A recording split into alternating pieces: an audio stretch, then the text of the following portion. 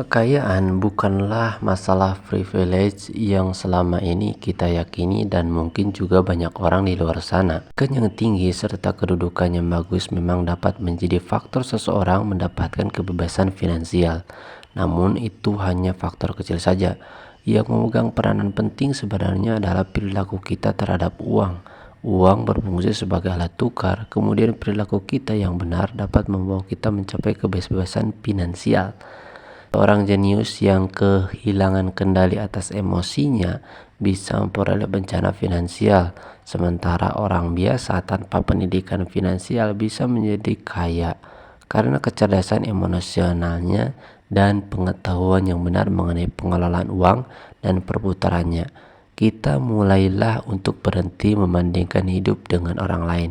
Salah satu faktor yang membuat kita konsumtif adalah karena kita membandingkan hidup kita dengan orang lain.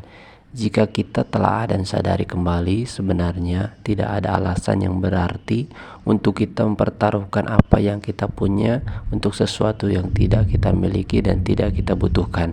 Misalkan pertaruhkan sertifikat rumah untuk sebuah mobil yang kita inginkan. Membandingkan diri kita dengan orang lain seringkali menjadi biang kendalinya.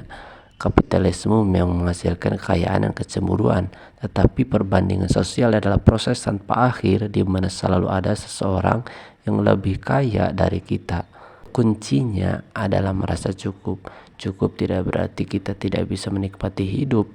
Cukup berarti kita tahu kapan harus menghindari melakukan sesuatu yang akan kita sesali.